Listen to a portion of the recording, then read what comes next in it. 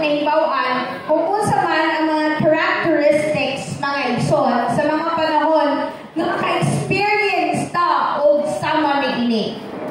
Atong na katunan that if our situation, kung ang atong sitwasyon kulang sa progress o kaya wala tayong makita ang visible progress, then malamang naka-experience ta ni ining gitawag na spiritual plateau o kaya stagnant mga igsoon o kaya still walang pangyayari na nagaganap sa atong kinabuhi in all aspects.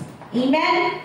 O ikaduha, if we experience frustration and discouragement, kaya kita nato nga bisan unsa nato nga pagpalingkamot wala gyapon nahitabo, then we are experiencing spiritual plateau. And ikatulo nga atong nakatunan, when persistence is required, naagid ta sa ilang anak nga klase nga kahintang kanang pagpalingkamot ba anil bisan pa man taliwala sa pagpalingkamot wala gyapon nahitabo. And then ikaupat nga atong naisgutan last time is spiritual plateau. One of its key characteristics is hidden growth. Dili makita nga pagtubo. Pero from the word growth itself, ibig sabihin naay nahitabo pero behind the scene. Naay nahitabo mga igsoon pero dili nato makita. Invisible siya. Sama na siya sa usa ka punuan ba? Na yung mga punuan mga igsoon nga dili nimo siya makita nga nagtubo physically ni taas, pero ang iyang root sa ilalom grabe na ang iyang pagtubo dito. Dili makita pero adunay nahitabo. Mao na yung pinaka-importante sa katanan ng igsoon. Kanang adunay nahitabo behind everything. And then today we will move on to another lesson which is about addressing plateaus. Kung unsaon man nato pag-address, naibawan naman nato kung unsa ang mga key characteristics, kung unsa ang mga kinaiyahan kapag we experience ta o ganabang moment sa atong kinabuhi that it seems like walay nahitabo or improvement sa atong pagpangalagad sa atong buhay nga Dios. Nangalagad ka man igsoon, dili man tungod sa panalangin, but then kanabang the promise of God is very evident mga igsoon that He will bless those who will seek Him first. O niya, imong gituman ang iyang mga pulong, apan adunay mga butang mga igsoon nga kanabang it seems like your life is not moving forward. Unsa may atong address, unsa may angayan nato nga response para niini. Ikaduha na day. Kaduha na dahil una. Una nga atong himuon mga igsoon is we have to re-evaluate and adjust. Unsa may re-evaluate? Pag may kitag ibig sabihin baliko nimo. Repeat. Susiha pag-usab. Kaya kung may nag-evaluate, susiho ni mo. Pero kung may nag-re-evaluate, susiha pag-usab. O diha sa pagsusi ni mo o usab, mo adjust ka.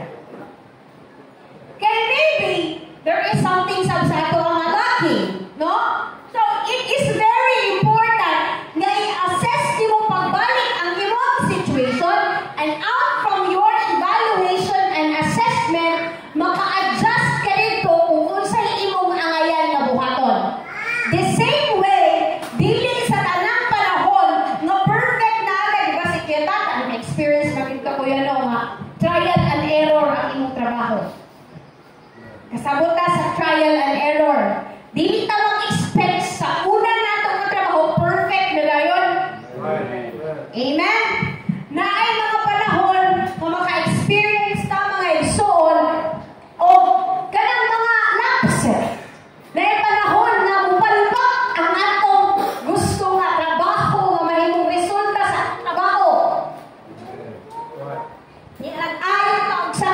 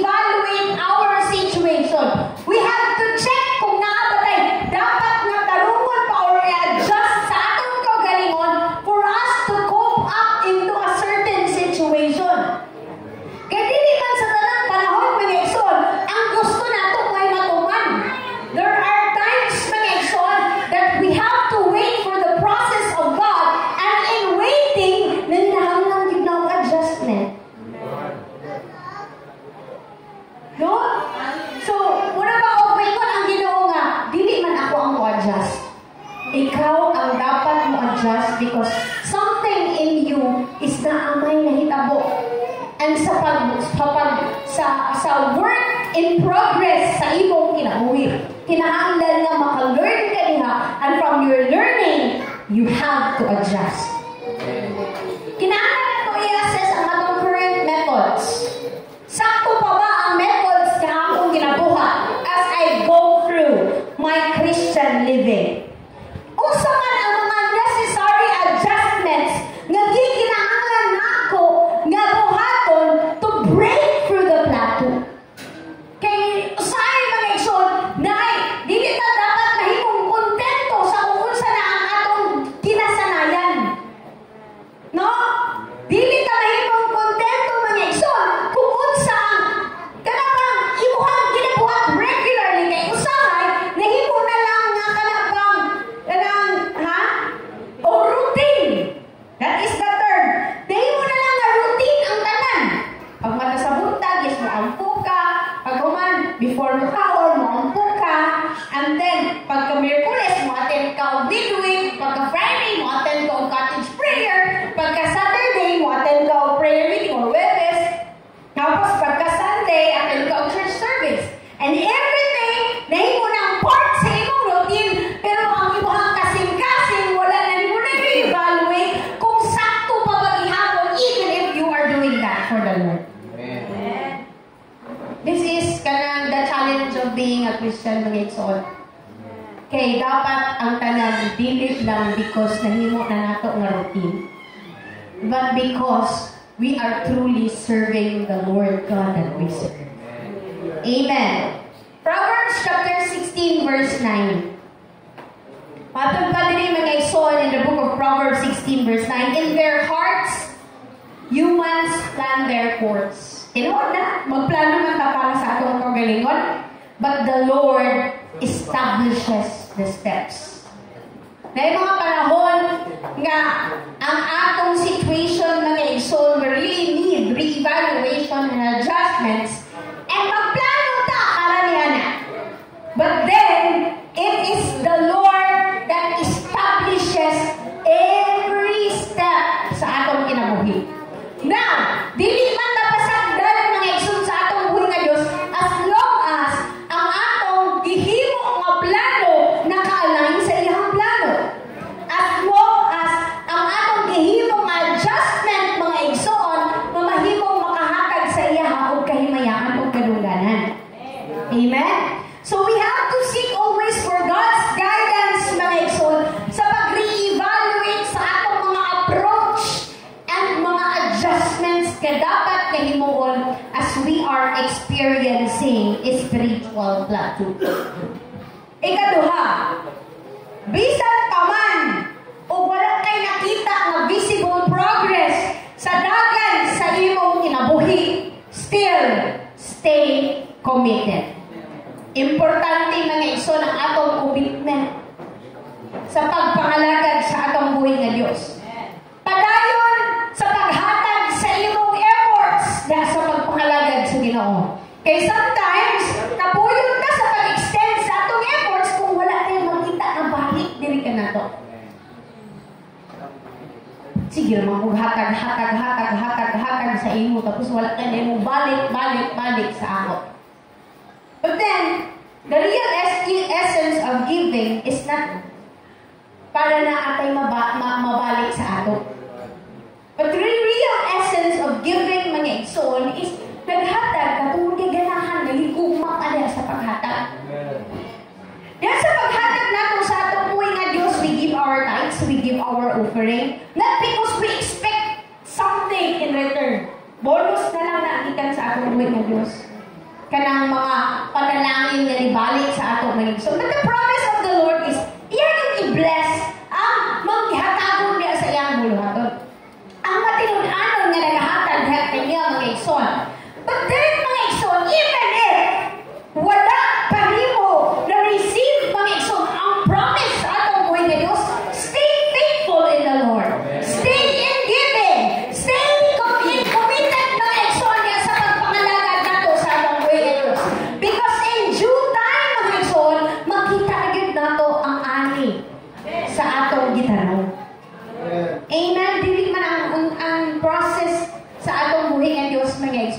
sa instant. Dili sa pareha sa, dili kalimutan na ba? Instant coffee mo pamita. Palitra ka na ng coffee ko, Nescafe sa tindahan, ininit, try mong ikinahanglan, boom, makakatikim ka na ng kape, pero not as dili parehas kalami sa kape na gikan yun siya sa proseso. Lahirang lasa. Mahal to mga kape. Makakita mong kape nga tag 200 plus ang isa ka glass, 300 ang isa ka glass. Makapalit naman kung ani kubiko blanca tag pila? 15 tapos ininit o pila na? 30. Bukan na itong 30 kaya nag-init gasol, nag-init ng tubig.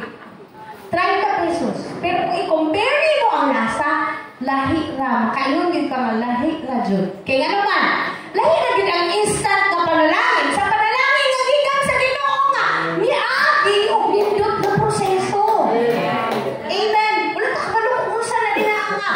Kape, nga ilang yun, kung tinuod pa lang ang kape or artificial na mga kape ng ihimo di anak. Pero mga igsoon ka lang, lamian yun ng kape, gikan yun na siya sa nindot. Nga farm, mamili sila o kanang kape sa mga gikan sa farm na lami. Tapos, ilang isa na sa coffee maker na mga mahal po. Nga dili sa basta-basta ang mga presyo.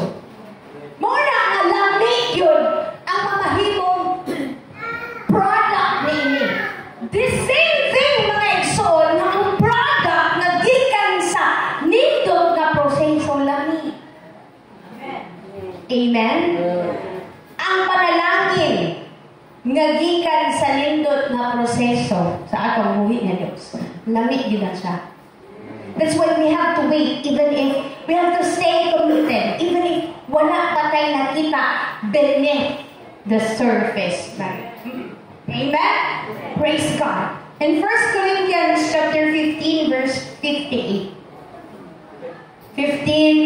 58 in 1 Corinthians, nag-ingon diha, therefore, my dear brothers and sisters, stand firm. Musa na ang firm? Malig-on. Magmalig-on kamo. Let nothing move you. Ayaw tuguti nga ang pagka nakita nimo nga walay resulta sa tanan nimong effort, mag-move sa imong commitment na sa pagpangalagad sa imo sa Ginoo. Mag-move sa imong faithfulness sa pagpangalagad sa atong buhi ng Dios mga igsoon. Always give yourselves fully to the work of the Lord because you know that your labor in the Lord is not in vain. Kasama ko nato sa Bisaya. Busa inigugma kong mga igsoon, kinahanglan magpakalig-on kamo. Kapag sinabi natin magpakalig-on, dili yun na siya matarog bisan pag grabe kuso-kuso sa pagsulan. Committed yun na siya mga igsoon sa iyang goal sa pagpangalagad sa pangbuhi ng Diyos. Dili matarog sa kanunay, magmalagayaon sa buluhaton sa Ginoo. Wala pa yung pangalangin nga niabot bisan kanang naghatag ko faithfully diya sa atong buhi ng Diyos. Bisan ka man naghatag ko sa akong effort diya sa pagpangalagad sa Ginoo, apan magpadayon ko sa buluhaton sa atong buhi ng Diyos. Amen. Even if we expected something na hitabo sa atong kaugalingon mga igsoon, but even if we believe that God is our healer, even if we believe that God is our great provider, even if we believe mga igsoon na ang atong Ginoo nga gialagaran, source of everything, pero walay nahitabo, but then padayon ra gihapon sa buluhaton sa atong buhi nga Dios. Kada naman nasayran ninyo nga diha sa Ginoo ang inyong pagpangabudlay dili maka. Ang mata sa atong buhi nga Dios dili wala dili piyong nga dili makakita sa tanan natong Ginoo. Dili po siya bunggol nga dili makadungog sa tanan nato ang mga hinaing. He sees you and He heard you. Nakakita siya sa ato, nakadungog siya sa ato. Just stay committed and stay faithful in the Lord because He will hear you. Maybe our situation nga na-experience nato karon mga igsoon is just a testimony that we can share someday mga igsoon. Sa nanginahanglan po ng encouragement. So stay steadfast mga igsoon sa pagpangalagad sa atong buhay and committed, knowing that our efforts are valuable in God's eyes. Kana na itong efforts, these are all valuable sa tubangan sa atong buhay. Sometimes, the opposite situation na atong wala na itong nag-expect na mahitabo sa atong kinabuhi mga igsoon. Mo ni makapakos sa atong mahimong weary, mahimong wave ta, mahimong mawala ang atong pagsalig sa atong buhi. But the promise of God is stay committed, stay steadfast, stay unmovable. Kay diha sa unahan na ang katubagan sa tanang mga himpo. Amen? Ikatulo. Sa atong experience ng spiritual plateau, nanginahanglan daw, we need to seek support. Tanan may support. Unsa man yung support? Dili lang ni siya ingon nga financial support, but it also covers all aspect or all kinds of support mga igsoon. Sometimes we need to engage sa mga mentors nato sa pagpangalagad, atong mga kaubanan, our peers, support groups who can provide encouragement and new perspectives.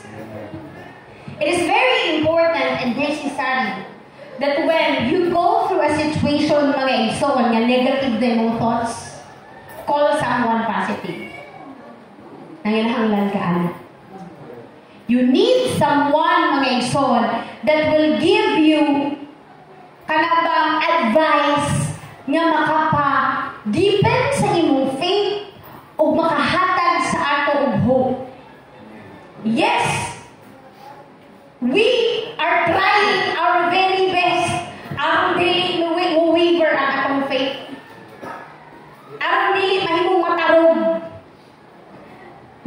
We are trying our very best mga igsoon and praying unto God the Lord tabangi ko nga nahimo kong steadfast and unmovable, pero naagay mga situation mga igsoon nga dili manikayan nga mahimong makapatarog sa ato, whether we like it or not.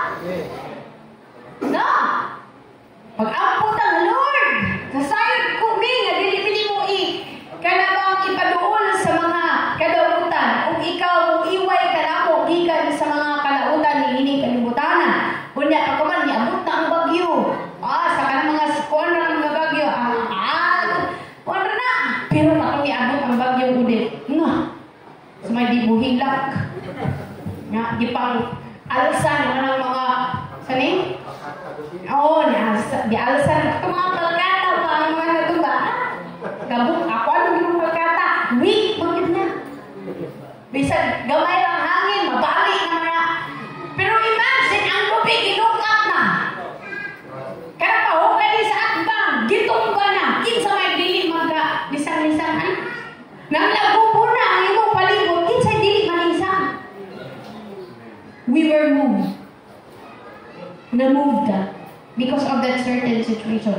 And there is, anang mo yung taghilanat ra, mura nagsikanan, bagyo ba nga kanang mga hinay-hinay ra. Nga sayon ra na. Hilanat, ubo, urunsa pa na. Makayon na ako na. Pero muabnaagin mo abot sa atong kinabuhi man nga igsoon, mura sa bagyong ulit. Nga makahimo sa pagtarog sa atong pagtuo. Pagkarod sa paglaom nga naa diri nakagamot sa ato apan ang atong buhi nga Dios mga igsoon nag-encourage sa ato to seek for support. What we did katong naka-experience ta ulit, we prayed to God. We held our hands together praying unto the Lord mga igsoon nga siya muhatag safety mga igsoon. Nga iyang safety mga igsoon, iyang i-cover dili ka nato. The same way that if we experience mga igsoon, panghitabo nga sama sa usa ka grabe ka kusog ka bagyo sa atong kinabuhi. Trials! Nga grabe ka bugat o grabe ka kusog mga igsoon. Let us seek for guidance mga igsoon, and we seek for prayers sa atong brothers and sisters mga igsoon nga suportahan kanila mga igsoon in giving us hope, in giving us faith mga igsoon diya sa pagpangalagad sa atong buhay. And remember that this is also our responsibility as Kristohanon, providing encouragement, providing hope, giving faith, sharing our faith sa atong isig katawa mga igsoon. And this will give us another perspective sa pagpakalagad sa atong buhay. We can never tell a testimony without experiencing great trials. Amen. I believe that the woman with an issue of blood, after Jesus healed him, that was forever her testimony. Hangtod nga mamatay siya, hangtod nga mawala siya ni ining kalibutan, ang iyahang experience will forever be a testimony. And very important mga igsoon niya, as we are going through the experience mga igsoon that will lead us to a testimony, naasay mga tao mga igsoon nga nakahawak kamay sa ato as supporting us, praying with us always mga igsoon. Hebrews chapter 10 verse 24 to 25. And let us consider how we may spur one another on toward love and good deeds. Hebrews chapter 10 verse 24 to 25. Ito yung basahan later sa Bisaya. Not giving up meeting together as some are in the habit of doing, but encouraging one another, and all the more as you see the day approaching. Hebrews 10:24 to 25. So, muli siyang importance mga igsoon of fellowship. So, diri sa atong church, kaamtay mga fellowships, mga puluhaton. O matod pa diri ni Apostle Paul, mamalandong kita. Yan yung gipadala sa mga taga-Hebrews. Mamalandong kita alang sa pagdinasigay. Instead nga pagpandaot ang atong himon, magdinasigay kita sa usa-usa. Ngadto sa paghigugma o sa mga maayong binuhatan. Kinahanglan gyud ang pagdasig. Kabalo mo ang mga bata, ang mga gagmay. Kinahanglan nato na sila nga i-praise. Kinahanglan nato na sila nga dasigon, even if they fail. Even if they perfect. Kanang imong anak, take siya o kanang exam, tapos na siya wrong. Tapos, imong gyapon na kasi, wow, very good ba? Grabe ka bright sa akong anak. Bisan na ako'y maligaghan. Grabe ka bright. Kaya naman, makaboost na sa iyang confidence. Kaya kung meron kasi mo na, kabulok po di mo. Kasayon na na, 1 plus 1 equals 2. 2 plus 2 equals 4. Ikaw nga na, nakulog ka. Nakanapang mo ka nag-learn. Kung arithmetic, ikalundog din mo sa imo ka. Then, pag may ang imo ang gawa sa imong baba is negative. Dili ma. Kaya pag maluya hinong sila, dili na sila ganahan sa pagpadayon, dili na sila ganahan magdinarong iskwela. Kaya nga naman, mahadlok na sila, basig, ma-fail na sila sa sunod. Unang, mahadlok na sila, ma-fail sila. Mahadlok na sila, basig, marunong na po sila. Unang, dili na sila ganahan ng iskwela. Unang, dili na sila ganahan to extend their effort sa kailangan pag-study. Unang, kailangan, dasig, wow, magwapa sa akong anak. Bisan mo nung, okay. Diba? Kailangan mo, kaya makag-boost man na sa ilang confidence. Sabi ko mga bata na may igsoon, makikita rin na lain-lain na estudyante yun sa classroom setting. Mura kung sa inyo mo, lain-lain mo kinaiyak.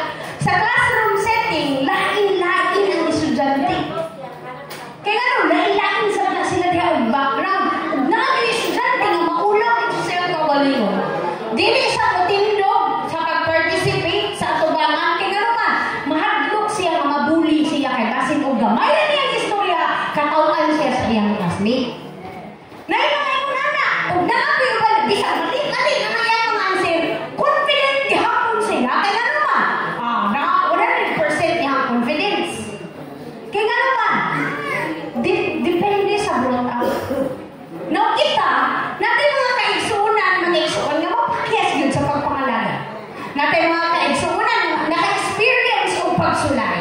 But then ang ilang gikinahanglan is are not words na makapa-discourage, not words mga igsoon na makapabawas sa ilang paglaon mga igsoon, but they need more words of encouragement mga igsoon. They need words that will keep them going, words that will deepen more their faith. O bisan ba na ibag-o pa mga igsoon ya sa pagpangalaga, pagkainon niya.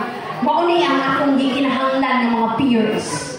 Mauni ang akong gikinahanglan ng grupo tungkol kay anaa ang pagdasig, anaa ang pagdinasigay, anaa ang gugma, anaa ang pagbuhat. Diya sa buluhaton sa alam mo. 25. Padayon ka. Sa dili pagbiya sa atong panagtigom, ingon sa ginabuhat sa pipila. Kaya naging uban nga ni punong na. Kaya maybe wala sila nakita sa tanang effort nga ilang himo sa pagpangalaga, wala sila nakita. Di ka po na ni undang. Apan ayaw pag-undang. Amen? O ilabi na gayon sa makita ninyo nga ang adlaw sa paghukom. Nagkahidol na. Mas nanginahanglan tao mga pagdasig. Mas nanginahanglan ta mga igsunog, mga pagbadlong.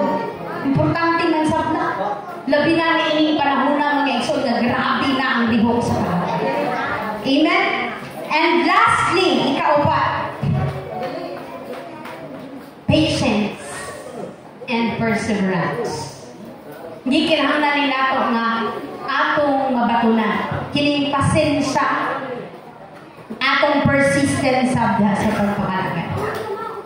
Kinahanglan nato nga masabdan nga ang spiritual or ang plateaus sa atong kinabuhi. These are natural parts of any growth process. And kinahanglan din siyang patience. Kaya naman ka sa waiting process. Naman ka sa waiting period. Then kinahanglan doon ang imong patience. Kaya kung wala kayong patience and persistence to overcome, muundang yun ka. Di ka makaabot sa finish line. Kapuyon ka, musip down na lang kayo. Dili ka kamutindog pagbalik para i-continue ang nasabi nga battle ng mga exon na di kita mahimong magmadagod. Amen? Romans chapter 5 verse 3 to 4 nag-ingon, not only so, but we also glory in our sufferings. Sa panahon that we are moved mga igsoon by the great trials atong buhay na Diyos sa atong pagpangalagan, do not forget mga igsoon that we also glory in our sufferings. Ito sa atong buhay na Diyos. Lord, salamat. Salamat sa pagsulay na makahimo ka na og kaligod. Salamat sa pagsulay nga makahimo ka na ko nga magsalig pagyud ko diha kanila. Amen? Because in our trials, in our sufferings, we also glory. Ang lisod din kung wala na glory in our sufferings. Naana ang pagpangutana, naana ang hopelessness, naana mga isod ang discouragements. Unay lisod sa kaya. Because we know that suffering produces perseverance, and perseverance, character, and character, hope. Matod pa sa Bisaya, labaw pa niini nagakalipay kita bisan sa atong mga kasakit. Sangit na sayod man kita nga ang kasakit, muhimo gyud siya og pagkamainan tuson. Walay pagkamainan tuson kung walay kasakit. Amen? Naagyud na mag-uban ang duha. Kung dili ka mo antos sa imong kasakit, then it will not give you hope. It will not give you the character na di kinahanglan nga mutubok diha sa imo.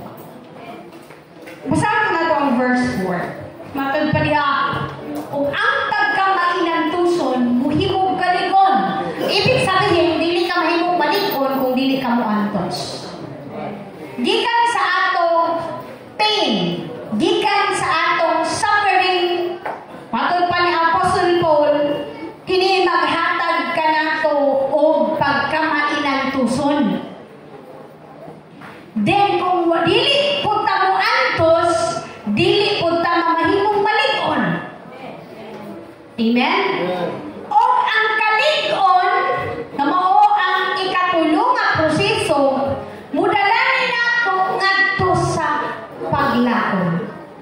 Dili kita mahimong mulaon, mahimong hopeful kung dili ta lig-on, kung dili ta kabalo mo antos, o kung wala tayong suffering. So, ibig sabihin, ang hope ni exist kay naay suffering. Ang hope ni exist kay mi antos ka. O ang hope ni exist tungod kay nagpabilin ka nga malig-on. Kinsa man diri ang gusto nga makabaton og paglaom, taasan ka mo. Dili ta makabaton og paglaom mga igsoon. Kung dili ta mo suffer, kung dili ta mo persevere, o kung dili ta malig-on. Una nga, let us always be grateful.